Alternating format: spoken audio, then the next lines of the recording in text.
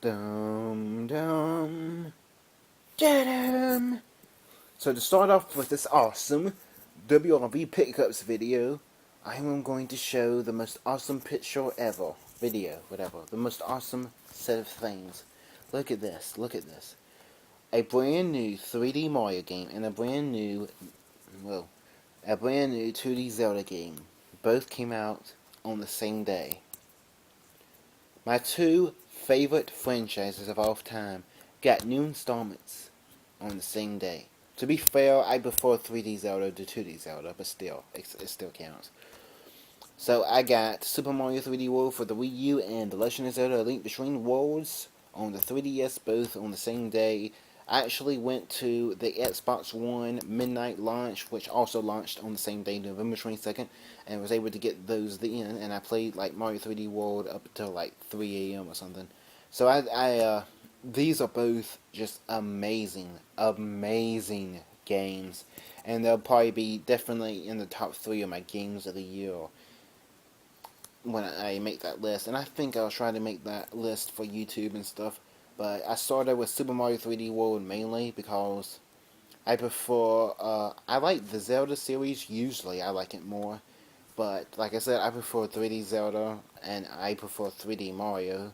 I love 2D Mario and 2D Zelda, but I'd prefer 3D. So I started with Mario 3D World as my first game.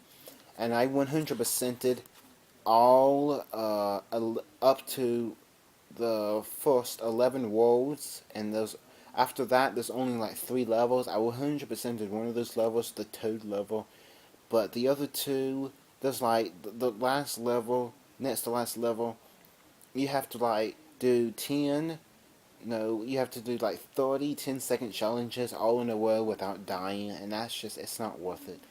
So I pretty much 100% of the game except for the last 2 levels, and it's fine. It's fine. It's an amazing game. I was worried because it pretty much looked like a level pack for 3D Land for the first trailer, and it it still borrows a lot from that. I really don't like how it's just a lot of pretty much every level is pretty much random, floating blocks in space. But not only that, but like the desert world doesn't really, might have 1 or 2 desert levels, but it's pretty much random. It could be any kind of type level. It could be even be an ice level in the desert world, which doesn't make sense. It's just pretty much random.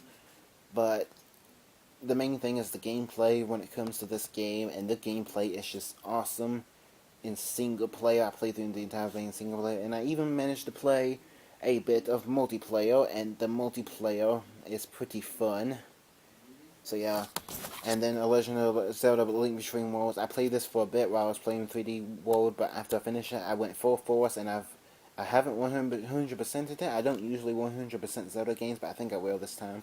And this is an awesome, awesome game. Unlike recent Zeldas, there's pretty much no hand-holding, no tutorials outside of maybe the first 30 minutes. It is just, you go and you play it and you enjoy it.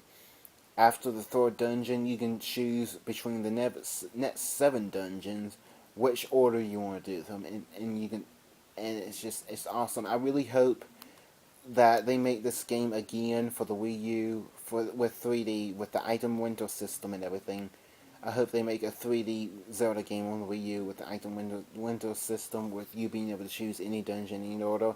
And the main thing is no hand-holding, please. And no tutorials, please, Nintendo.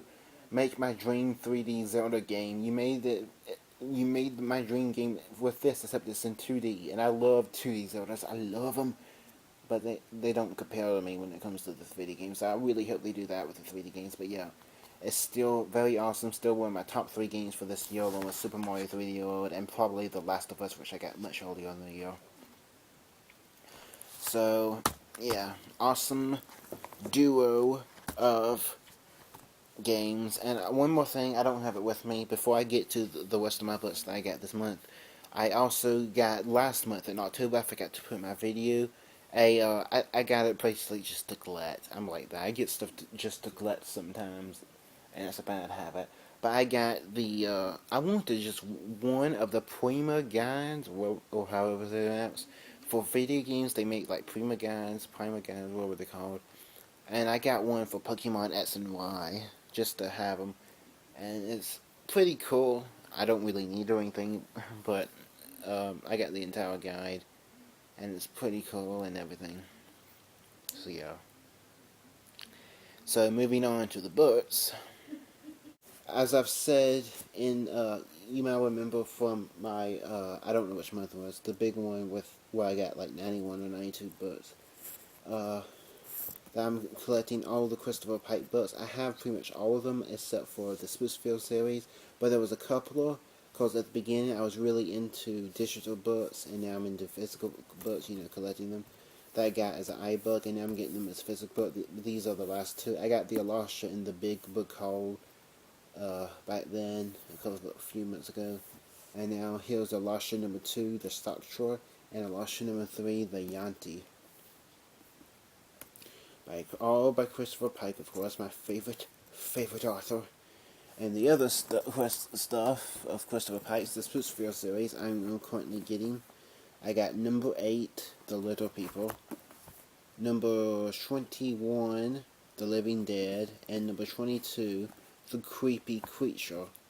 And that, after 21 and 22, that is pretty much it for the expensive Sprucefield books, because some of them are more expensive because of